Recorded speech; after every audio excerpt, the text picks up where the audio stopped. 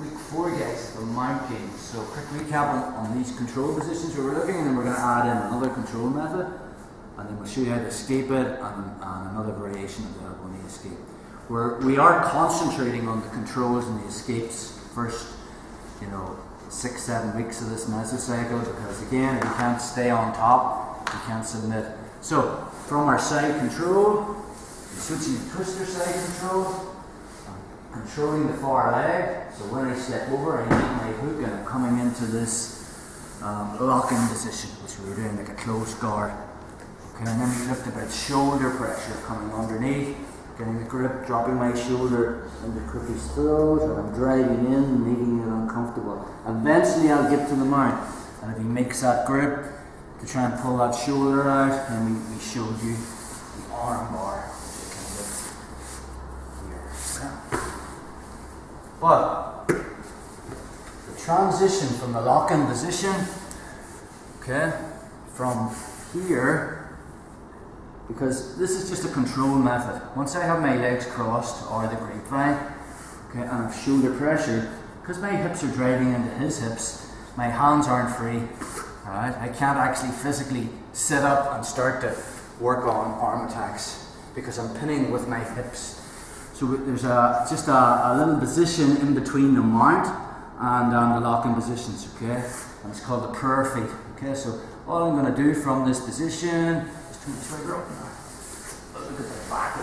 So from my lock-in position, I've got shoulder control. All I'm going to do is I'll release my hip pressure slightly.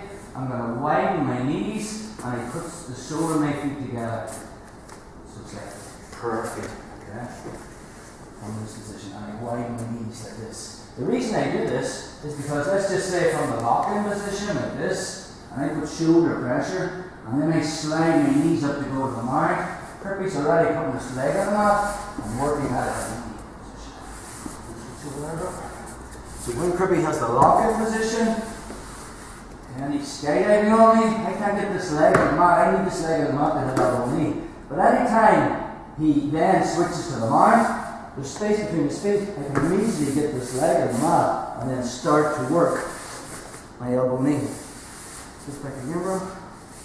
So, from here, from this lock-in position, we're in like this. Okay, before I get to the mount, I put in shoulder pressure, but then I'll widen my knees. My hips are still driving, but not as heavy, and I put the soles of my feet together like this. Okay? So if Crippy tries to actually do elbow knee, get his foot on the mat, I'm still controlling. That makes sense? So again, from my lock-in position like this, okay, I'll put shoulder pressure on it, but again, my goal is to get to the mount. Right? I need to be able to get the whole way up here, so now I can start attacking. But in the process of doing that, I'm going to widen my knees, put the soles of my feet together. It stops him doing elbow knee, and again I'll be working on my 3 pressures, either shoulder pressure, what time is it, or looking for that under. Okay, so that's just one more control method. We'll stick the escape in as well while we're here. So Trippy's going to do that on me. So from this lock-in position, and he's skydiving on me. Yeah, then from there he's going to switch to his prayer feet method. So he widens his knees and he puts the soles of his feet together like this. Does that make sense? So now, see why I still can't do elbow knee. But watch, from here I'm going to find the heel. So my other foot finds the heel, and I'm just going to press down on it. And it feels like I'm heel hooking him. Okay, I just find the heel with this foot, and I'll keep pressing. And if Crippy keeps his feet tight together, like in a perfect position, it feels like a heel hook. Okay, so I'm pushing down, and he'll want to separate his feet.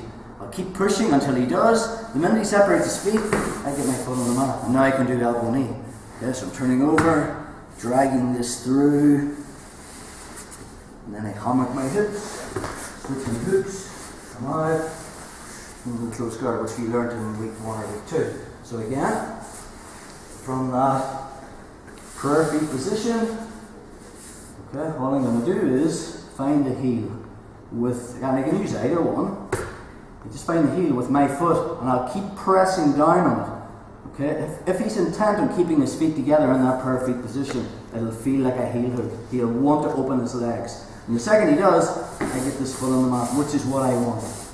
Okay, so we're going to look at one more thing he can do from here. So when I switch to my elbow knee position, another thing Crippy can do is it's called sticky feet, where you can basically just, the inside of his foot, he's going to like stick it to my thigh. Just switch positions there, bro. So, here. So I'm in my prayer feet position. He finds my heel, and the second he kicks that through and finds space, he puts his foot on the mat and he's in there. Just check it back a sec. So he turns and he's in his position here, whereby he's about to step over and go for this. Just take it back a step. So from there, all I'm going to do is the insteps of my feet, I just stick them to his. Okay, all I'm doing is pinching my feet together. If Crippy still goes to do elbow knee here, it's not impossible, but see the way he can't dig that foot in? Just go, keep going. See the way he's digging it, and he just can't drag that through. Okay, because I'm using these sticky feet. If that's the case, we're going to do another variation of the elbow knee. It's called the power elbow, because I'm using just a wee bit more energy to get that off. So, from his prayer feet position, I find the heel. I kick it, or pushing it, till I get this leg straight. Okay? Immediately I'm turning onto my side to go for this elbow knee. But Crippy's keeping this really tucked in tight. So look, if I try to drag it, it's just not happening. And sometimes maybe he's really heavy on this knee, and I can't drag it either. So, if that's the case, I'm going to go for this power elbow. So this hand, that was either on the hip or over the back, is going to come inside. And I put my hand on his hip, but I make sure that my elbow is still on this side. Because if I come all the way through, he can get crappy. Okay? Yeah, and I don't want that. This also stops him from taking my back. So the hand was on the hip, or once I separate his feet and we're here, and my hand comes to this, and Crippy's doing like sticky feet, and I just can't drag them. All I'm going to do from this position, I'm going to, as if I'm rolling to my knees and giving him my back. So I'm going to curl my left foot back, so I can use that as a lever. I'm planting my right foot on the mat, and I'm just lifting my hips this way. Okay? Now if Crippy tries to get on my back from here, he can't. That's the way I'm turning, because I've used this as like a seat belt. Okay, and then from there I can move into positions that I want. So like again. So he can't get on my back because of this control. So I find the heel, I push it down, I get the elbow knee. He's using this sticky feet here. Okay, so I'm going to curl my left foot back, my left hand's on his hip, the detail is my elbow still on this side. And all I'm going to do is, I want to lift his knee off the mat, so I can bring my left underneath. So as if I'm nearly rolling to my knees, I'm pressing this foot on the mat, my left foot curls back, and I'm coming all the way up to here. See where there's space underneath his knee? And now I just push it through, and I can go back through my escape to the elbow knee. It's just a slight variation of it. So again, one more time. So he's his prayer feet, his knees are wide, his feet are tucked under my butt, good control method. So I find the heel, I push down, and I get my leg on the mat. But the second I go to do elbow knee, he's using this sticky foot, and his foot's really tight, and this knee's heavy. I try the 3 pressures and I can't get it. So I'm going to bring this arm across, my hands on the hip, but the elbow stays on the far side, and as if I'm trying to go to my knees. But watch what happens.